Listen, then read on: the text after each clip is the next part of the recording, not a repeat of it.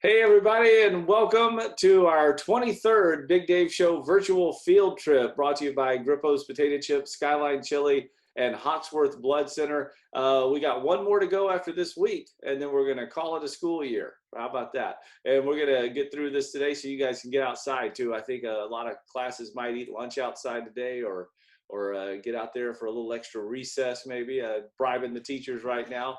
Such a nice day, but it was a beautiful day the other day. We went to the LM&M Railroad, Lebanon, Monroe, Mason, or Lebanon, Monroe, and yeah, did I get that right? Statman, I keep never remember which one of the ends. Statman joins us here from his house. It's Lebanon, Monroe, Mason.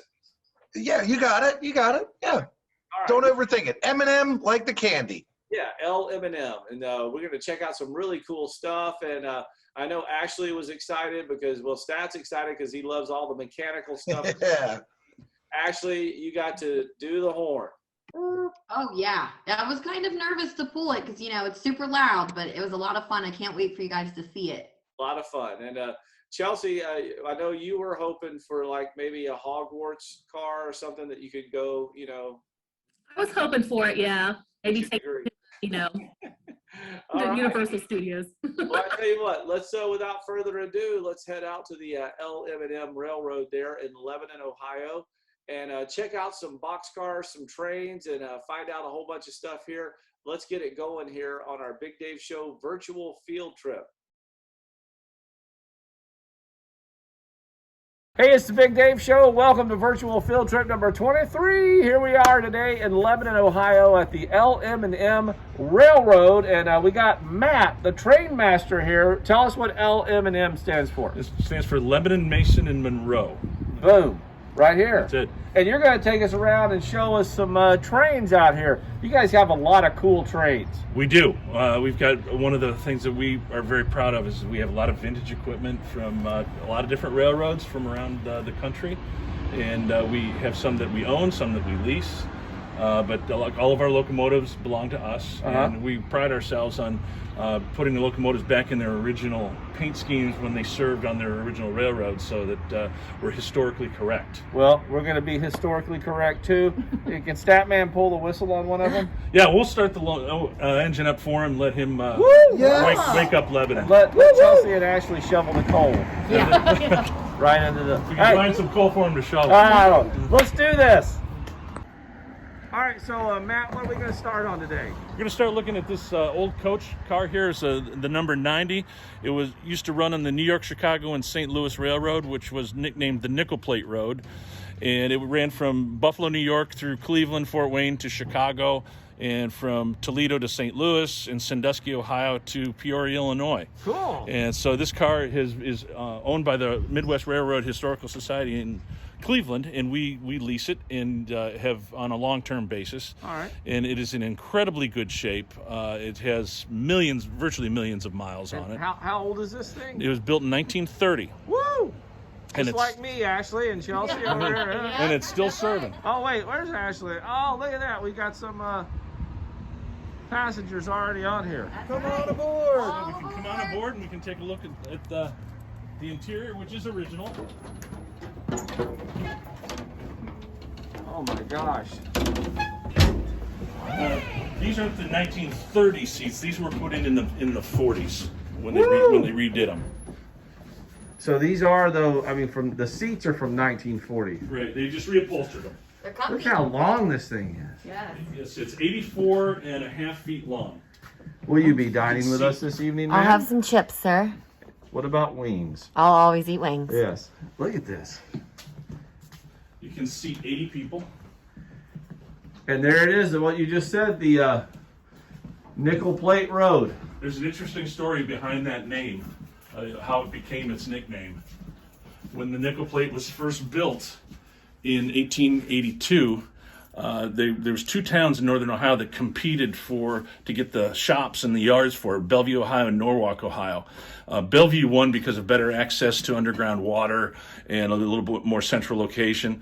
Norwalk was sort of offended by it, and they said, well, we hope that that Bellevue enjoys its nickel-plated railroad. Oh, And that so name- that was a slight. It was sort of a slight, but in those days, nickel plate meant something very expensive and glitzy and new. But this was the main form of transportation before airlines, right? Absolutely, this is how everybody traveled, and it was a fast way to get around for those days. Sure. What was the speed on these things? This train could get up to 75, 80 miles an hour at points. Wow. That was really fast for That this was thing. really fast. Yeah, it was.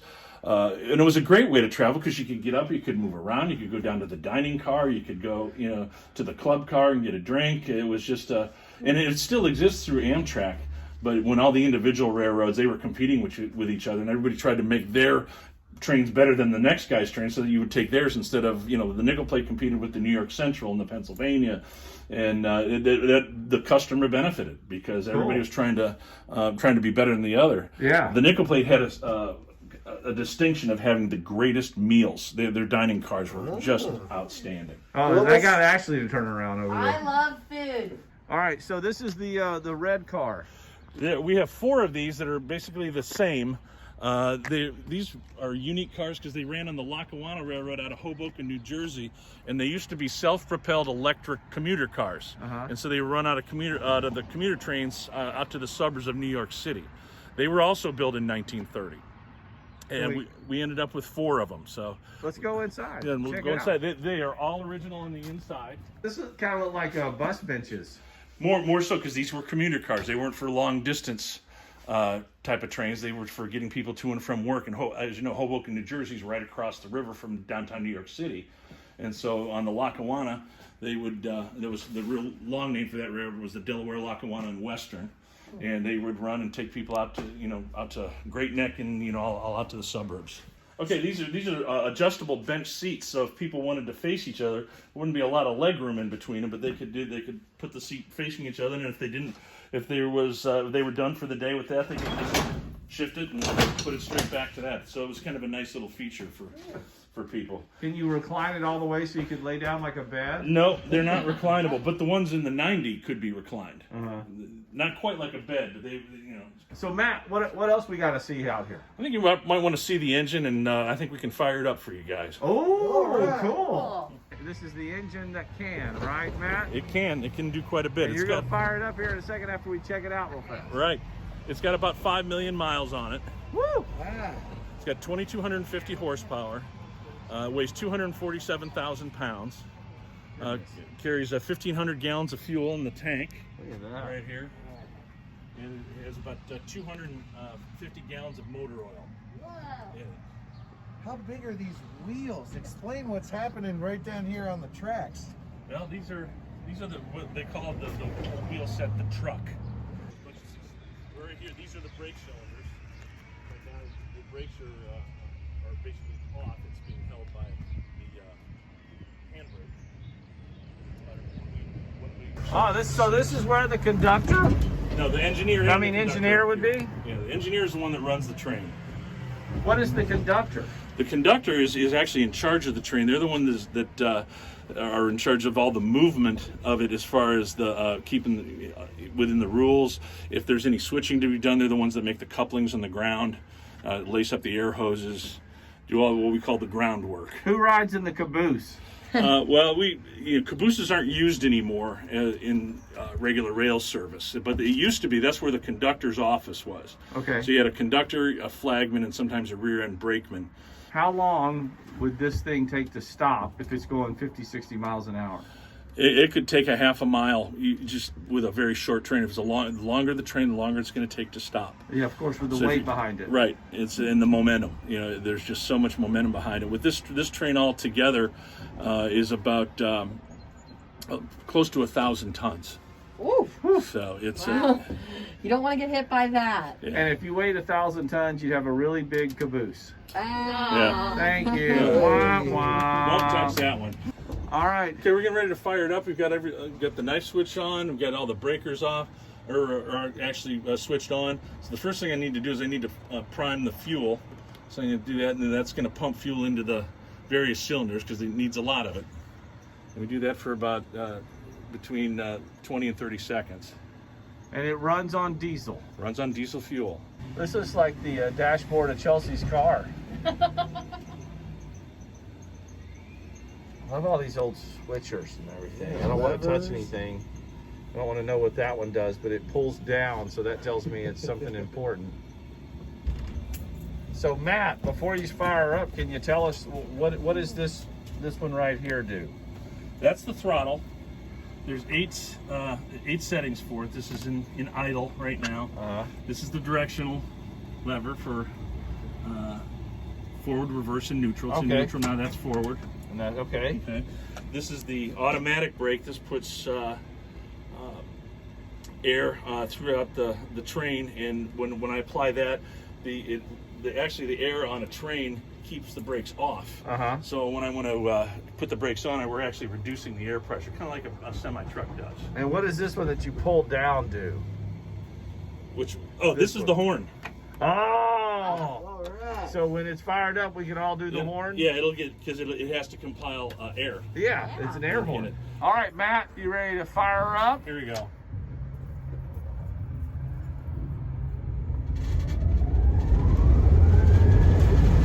There she goes.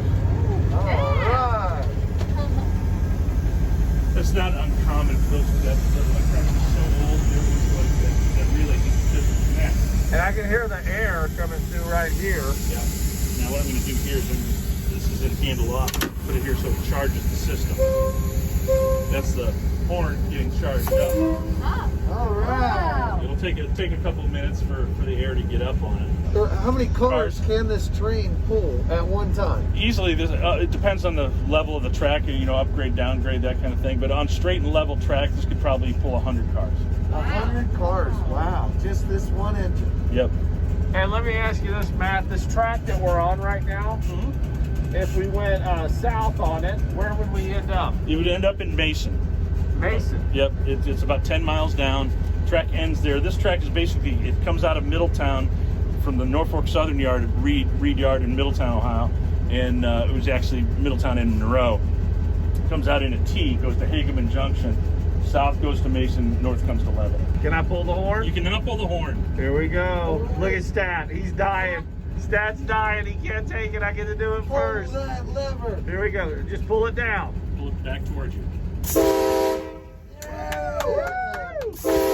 All right, come on up. There's the bell. Let's pull that out. All right, I know everybody. Wait, I know everybody wants to turn at that. All right, we're gonna blow the horn again. Ready? All right. Here's the bell. All right. Oh, that's so neat. All you're right, up. Ashley, you're up. What do I do? Just give it a good, the horn, just give it a good yank back. Right This? here. Yep. Straight back? Yep. Pull it back. All right. Yeah. Woo! Now the bell. That's so fun. All right, Chelsea. Making noise. Making noise. Come on, Chelsea. You need one of these in your house to get your kids under control. So this right here, just pull it back? Pull it back. Just do it a short one, because we don't want to get everybody in town I know. angry. Woo! Now pull the bell. Was that the bell? Uh-huh. Pull it. Yep. Ah, That's cool. See, the horn is for a lot more than just coming to crossings. We use it as a signal, like when we're going to go forward, when we're going to back up, when we acknowledge a signal that we've been given. So it's actually, back in the old days, there was no radios, and so that's how the front end of the train communicated with the back end of the train, was through the whistle signals. Gotcha. wow. Like a code. Yeah, it was actually a code. You had there was a code for release the brakes, apply the brakes. I heard I know your signal that you just gave me. We're coming into a station. We're moving forward. We're moving backward.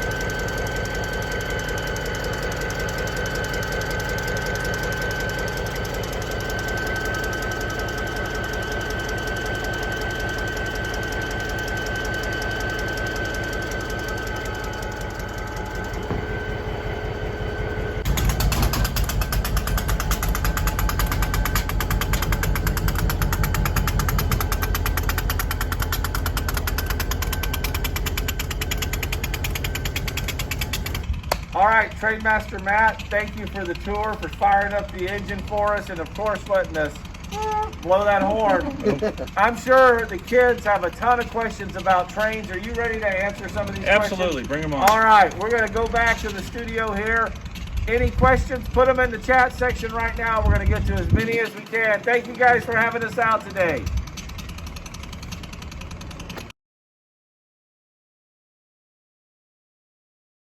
Awesome. I love it. That was a lot of fun, blowing the horn and doing everything else. And I don't know. I think Statman, you might have had the best horn blow there of everybody. You did a good job. You weren't scared of the handle. You just pulled back.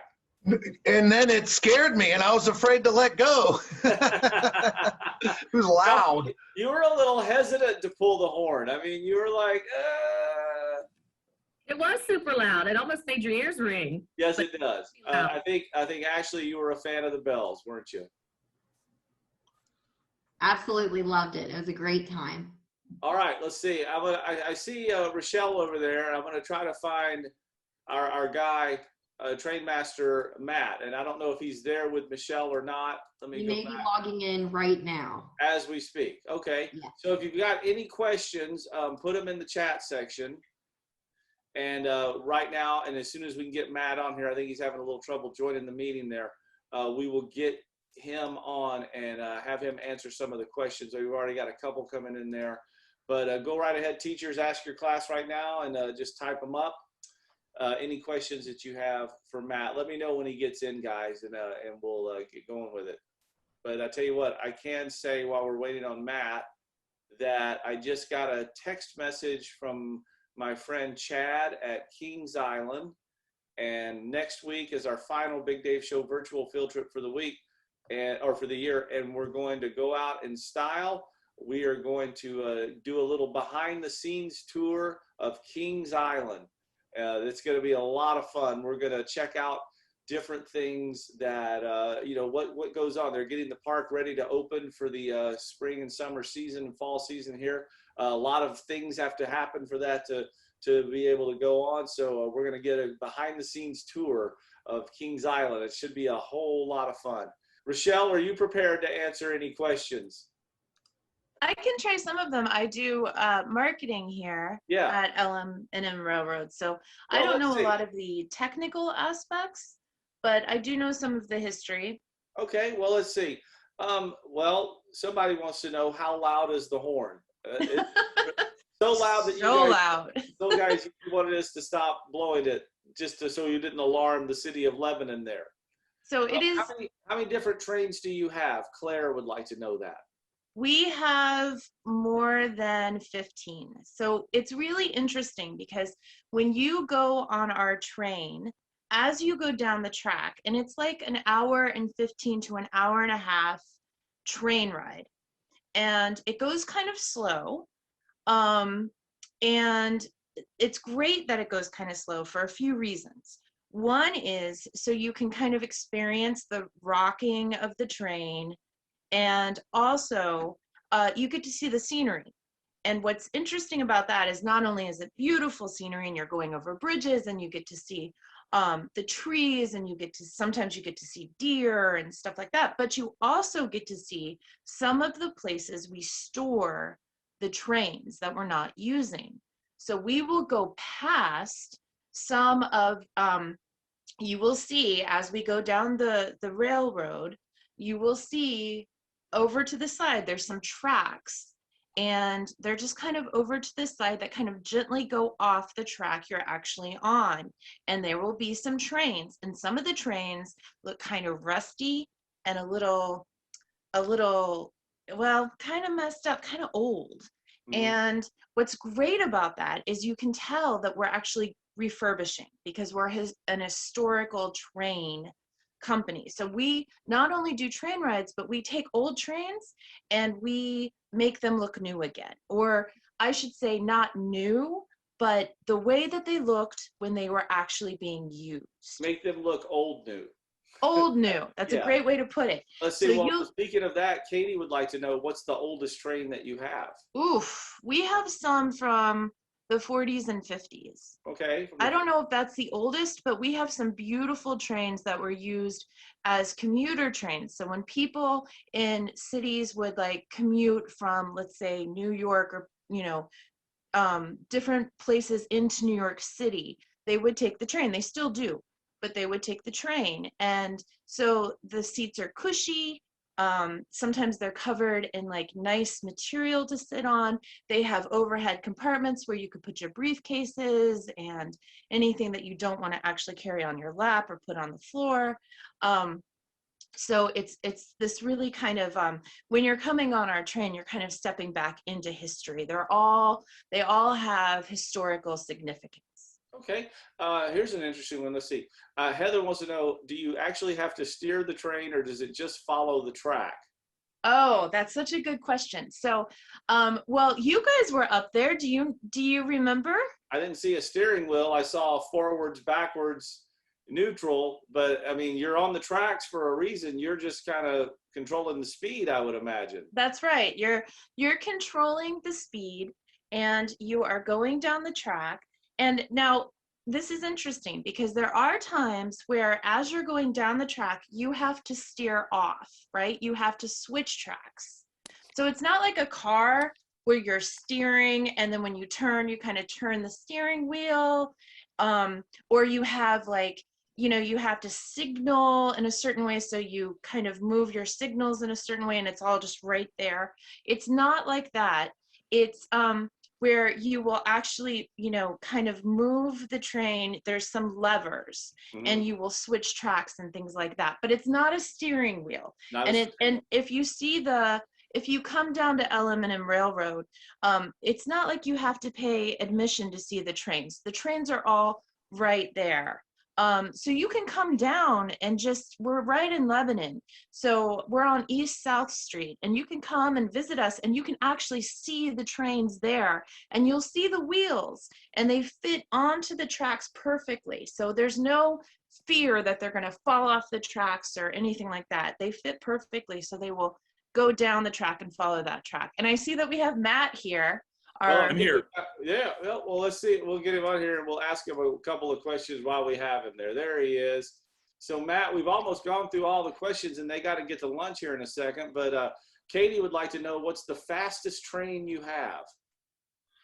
Well, the speed of the train is always determined by the track, not the train itself, because the rules are very strict on how fast you can go on a particular section of track. But the fastest that we usually go is about 30 miles an hour. Okay. And Jasmine would like to know, and you've worn many train hats as engineer and conductor. Where does the engineer or conductor sleep when they travel?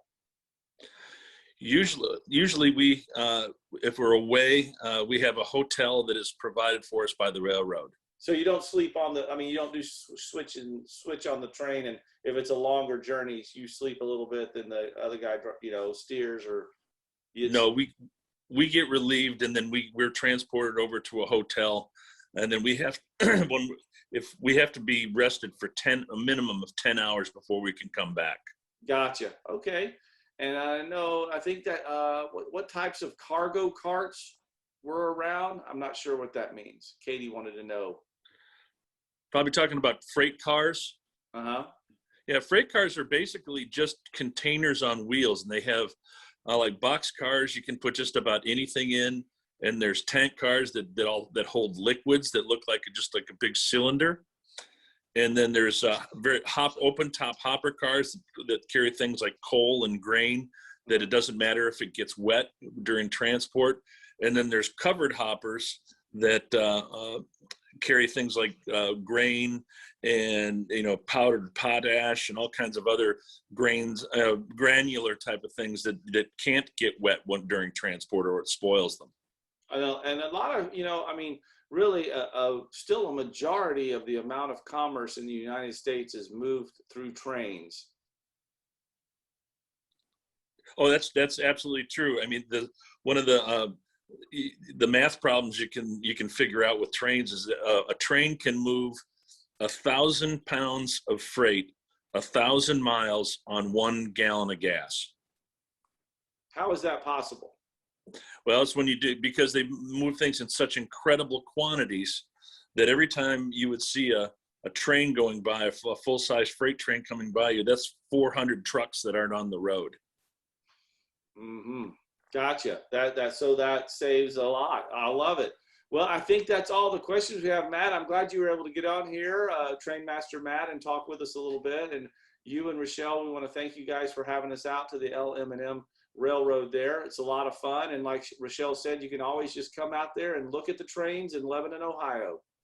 Yes, it was a pleasure. I hope you do come visit us. Thank you so Rochelle. much. Thank you very much, Train Thank Master you. Matt. Thank you, guys. And like I said, next week, our final one, and we're excited to do a little behind-the-scenes tour of Kings Island. We're going to be right back up there around the Lebanon area in Mason. So it's going to be a lot of fun. I have requested the Beast, that they show us some behind-the-scenes of the Beast, the world's longest wooden roller coaster, and maybe get a little glimpse behind the scenes at Orion, their new one, or the Banshee or something. Just we want to check out some things and see what they have to do. So for all of us here at B105 and the Big Dave Show and LM&M Railroad, and also Skyline Chili, Grippo's, and Hawksworth Blood Center, we'll see you next week on our Big Dave Show virtual field trip, guys. Have a good one, and whoop, whoop. There you go.